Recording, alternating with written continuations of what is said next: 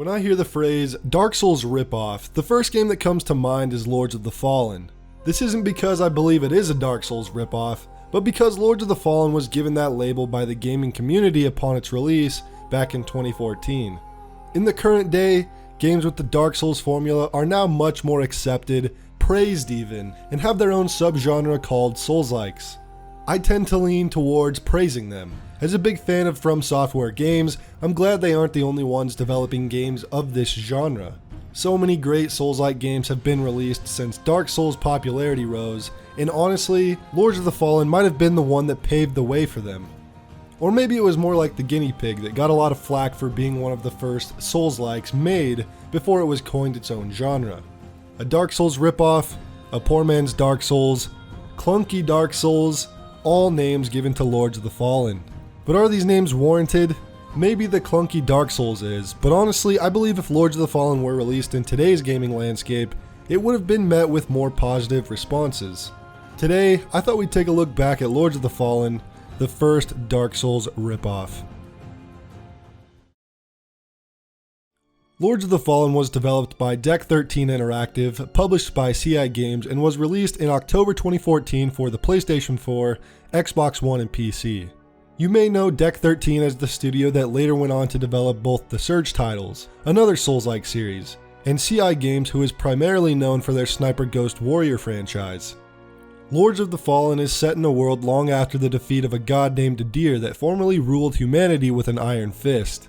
You take the role of Harkin, a convicted criminal whose sins are visible on his face, and you're to stop an invasion of Adir's demonic forces, the Rogar, and their lords. After being released from prison by a monk named Kaslo, your journey begins as you fight through the harsh world, slaying many Lords of the Fallen. This story, while I didn't think would initially hook me, surprisingly was interesting enough to at least pay attention to. It's got a few cliches, some of the dialogue and writing isn't the best, and the plot, while good on paper, doesn't really translate perfectly into a game, but the story is rarely a drawing point for Souls-likes, so let's move on to the rest of the game. The game starts by letting you select a class that will dictate your playstyle, weapon specializations, and abilities.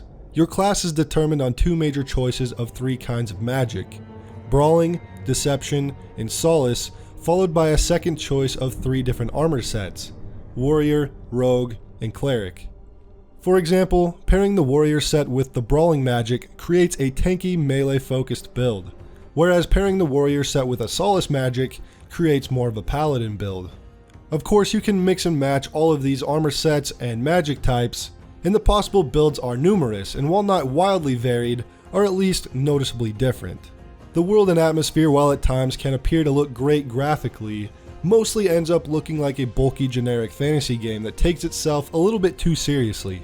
The one small comparison I wanted to make with Dark Souls is just with the art style. Sure, Dark Souls 1 doesn't have the texture or graphics quality of this game, but Dark Souls is easily a 10 times more immersive and beautiful world to explore. Every area is distinct and memorable, and the artistic design really pulls you into the world.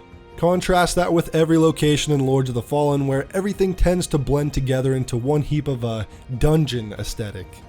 While exploration is a part of Lords of the Fallen, none of the areas feel off the beaten path or like an area feels stumbled upon. And most of the places are usually just another dark stone room filled with maybe one or two enemies and a chest. The combat is really where some opinions will differ.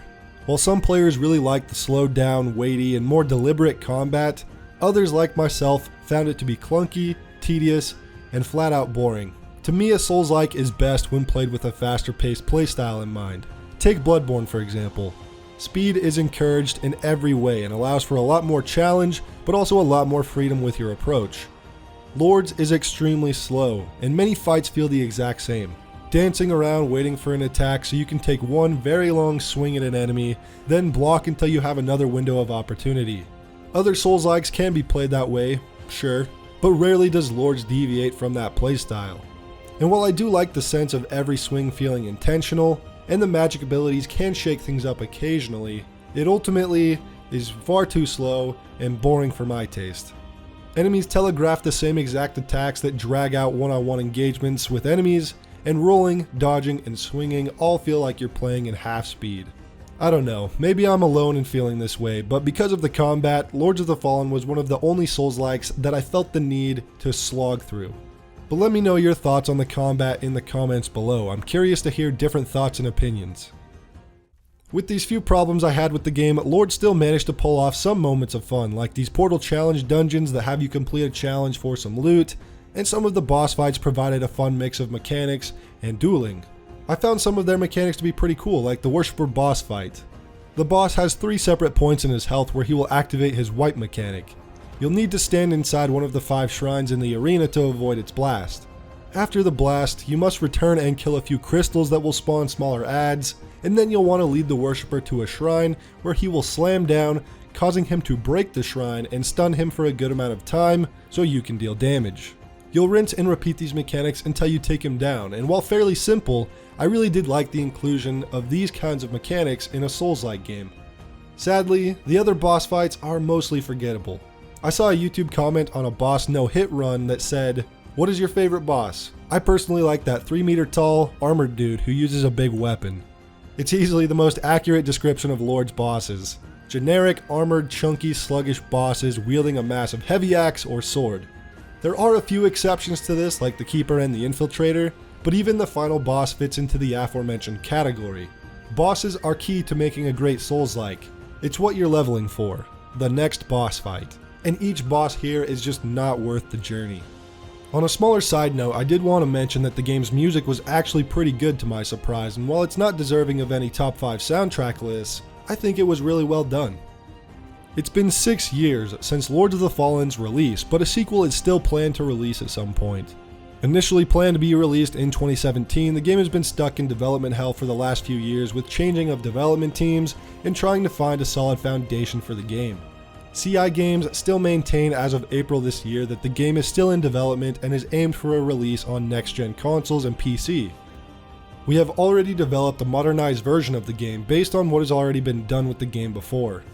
With an original release of 2017, this means that already the game is 3 years off schedule, and I fear that we might not ever see a Lord sequel come to fruition.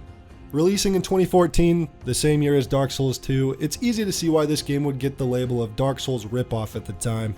But I think Lords had a lot of potential, and I would love to see a sequel release at some point with a little bit more refined combat and bosses. But let me know your thoughts on Lords of the Fallen in the comment section below. Did you play it? Did you enjoy it? Will you be giving it a chance now? Let me know. Leave a like if you enjoyed the video, and I will see you all next time.